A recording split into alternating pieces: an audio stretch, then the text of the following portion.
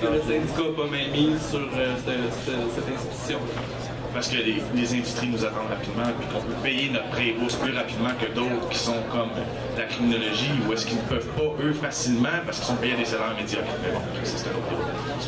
On va rester dans les questions. Faut que je décide ça. Oui, disons une minute, puisqu'il y a eu une autre intervention. Exemple personnel, je vais même vous dire certaines infos un peu privées. Je suis issue d'une gentille famille monoparentale. Je ne sais même pas qui est mon propre père. Et juste vous dire que ma mère fait environ 75 000 par année, ce qui veut dire que je tombe pile sur la moyenne des moyennes des moyennes. L'année prochaine, j'aurai droit à 1 200 $ de prêts offerts par le gouvernement québécois. Avec l'emploi d'été, juste vous dire que je vais bien arriver et que malgré cette hausse, je vais pouvoir payer mes études et avoir un très faible endettement. Il faut dire aussi que le système de prêts et bourses est classé en fonction du revenu annuel. C'est sûr que si vous avez des parents qui font au-dessus de 120 000 par année, au-dessus de 120 000 par année, attendez-vous pas à avoir des bourses, mais si vous êtes sous le seuil de la pauvreté, vous allez payer aucun droit de scolarité. Là. Ça n'aura aucun impact sur les étudiants issus de classes économiques inférieures. Là. Eux n'ont aucune frais de scolarité à payer. Merci. Le camp de contre la hausse voulait intervenir sur celle-là. Oui. Il faut se rappeler, Léo en a parlé un peu, le système de prêt-bourse a plusieurs problèmes. Il est mal adapté, il ne correspond pas aux besoins réels des étudiants. Le système de prêt-bourse, par exemple, considère l'Internet comme un bien de luxe en 2012, alors qu'on sait que dans la forte majorité des programmes, l'Internet est nécessaire aux études, nécessaire à la recherche. Autre chose, en fait, les frais de subsistance pour les étudiants n'ont pas été indexés à plusieurs années dans les dernières décennies, ce qui fait que pour le gouvernement, un étudiant qui est sur l'aide financière aux études doit utiliser 7 $ par jour pour manger. On n'a qu'à regarder le prix des cafétérias ici pour comprendre que c'est complètement ridicule, 7 $ par jour. Et l'autre, on a parlé aussi des parents monoparentales, et ça, c'est quelque chose qui, moi, me tient particulièrement à cœur, surtout en ce 8 mars. Une mère monoparentale qui reçoit une pension alimentaire de son ex-conjoint, donc pour son enfant, se fait couper une partie de ses prêts et bourses parce que c'est considéré comme un revenu. Donc, jusqu'à concurrence de 200 $ par mois, elle se fait couper ses prêts et bourses parce que l'on considère que c'est un revenu. Ça n'est pas un pour l'impôt, mais ça en est un pour l'aide financière aux études, et l'aide sociale, et l'aide au logement, et l'aide juridique. Donc, ça, c'est une des mesures sexistes qu'il y a dans les prêts et bourses. C'est complètement aberrant, puis je ne comprends pas comment est-ce que des gens peuvent dire que le système de prêts et bourses va répondre aux besoins quand il y a ce genre de mesures-là, et il y en a beaucoup d'autres en passant. Merci. Tout à l'heure, on a eu deux messieurs de suite, puisqu'aucune dame ne s'était manifestée. Je crois qu'il y a mademoiselle qui voudrait prendre la parole. Donc, on va commencer par vous. Moi, je voudrais demander la question, c'est sur les prêts et bourses. Vous dites que la hausse va aller aux prêts et bourses, mais les critères de sélection ne changeront pas. Et moi, dans mon exemple, moi, j'ai une famille. Dans ma famille, on est 4 enfants. Mes parents gagnent quand même un salaire relativement peu élevé, mais au-dessus de la norme des prêts et bourses. Autrement dit, moi, j'aurais pas le droit d'avoir de prêts et bourses. Qu'est-ce que vous faites Qu'est-ce que vous en dites par rapport à ça? Juste, genre, une question. Ton frère et soeur ont quel âge? On a toutes 18 en montant. 18 en montant. 18, 23, 25. OK. Est-ce que vos frères et sœurs sont également aux études comme vous? Oui. Normalement,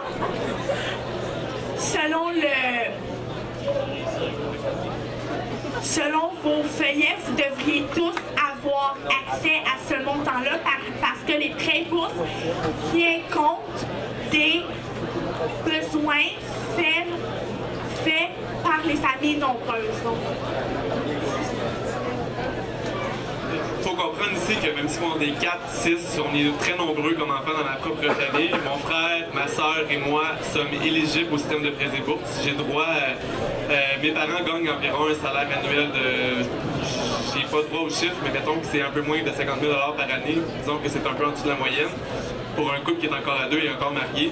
Moi, j'ai droit à 25 de bourse, 75 de prêt. C'est pas à cause que vous êtes 4 dans votre famille que vous n'avez pas le droit au prêt. Là. Vous allez avoir droit au pourcentage de bourse et au pourcentage de prêt. Puis en plus de la bonification des prêts et bourses, le gouvernement du Parti libéral qui a proposé dans le budget Bachand propose que le remboursement de ces prêts et bourses-là s'échelonne sur des années supplémentaires pour pouvoir permettre un réajustement adéquat.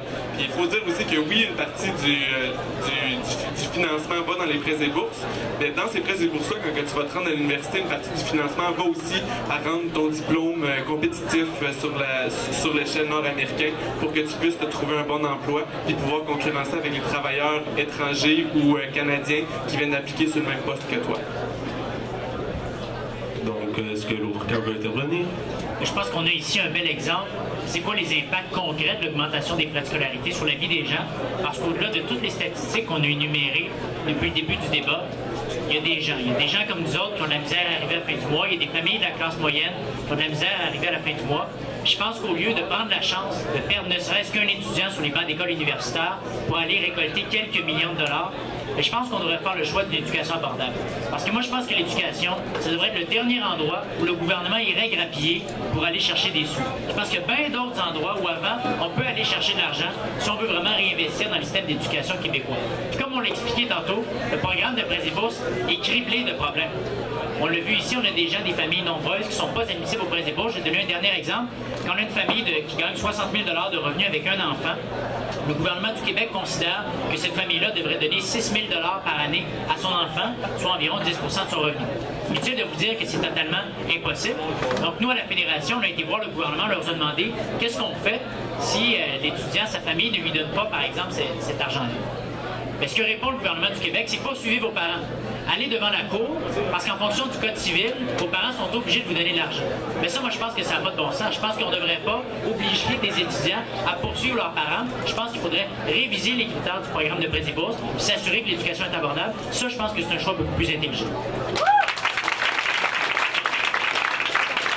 Merci. Je vais faire un point d'ordre pour les prochaines questions. J'aimerais que ça reste des questions et aussi qu'on évite les échanges entre les gens sur l'estrade et les gens dans la salle. Donc, formulez une question claire et nos intervenants y répondront de la façon la plus claire possible aussi. Merci. Premièrement, j'aimerais te féliciter pour tes 40 heures semaine de travail. Je trouve que tu représentes bien mal ton camp parce que il me semble que tu aurais droit à tes prêts et bourses selon... Excuse-moi, je trouve que tu représentes mal ton camp parce que tu me dis que tes parents font pas beaucoup d'argent mais que tu travailles 40 heures semaine. Je trouve exceptionnel. C'est pas tout le monde qui serait capable de faire ça parce que globalement, il y a plusieurs personnes qui auraient sûrement lâché avant. Bravo. Moi, je te demande... On va pouvoir passer à la question sans de sentiment personnel par rapport à ce que je fais. Moi, je me demande juste, on reprend un peu tout ce qu'on a dit. Est-ce que c'est pas juste un mouvement qui va juste créer un écart plus grand entre les deux classes sociales? Dans le fond, les parents qui sont allés à l'université vont avoir de l'argent pour leur enfant qui vont aller à l'université. Les personnes qui peuvent pas, mais peuvent pas payer non plus l'université pour leurs futurs enfants, puis finalement, on fait juste perpétuer la route de la pauvreté. C'est ça ma question. Premièrement, très bonne question. Statistique Canada a démontré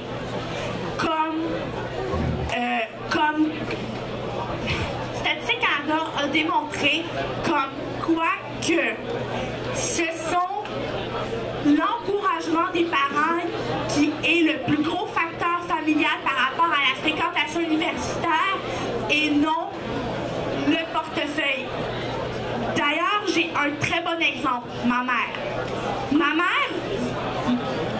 mère venait de Port-Cartier. Ça, là, c'est à 12 heures de route ici, sur la Côte-Nord. Ma mère venait de la famille la plus pauvre de ce petit patelin éloigné.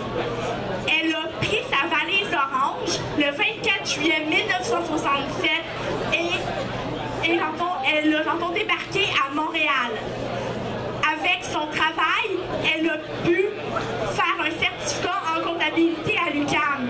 Donc, ça se fait sans sortir, il faut juste avoir la bonne volonté.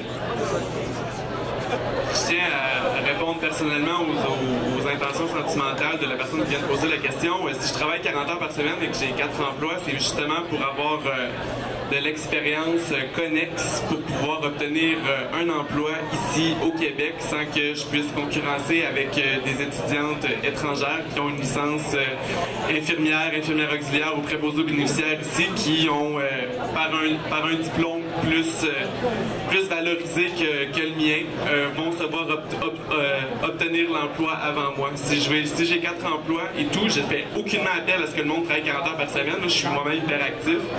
C'est pour obtenir les compétences et un curriculum vitae comparable aux étudiantes étrangères.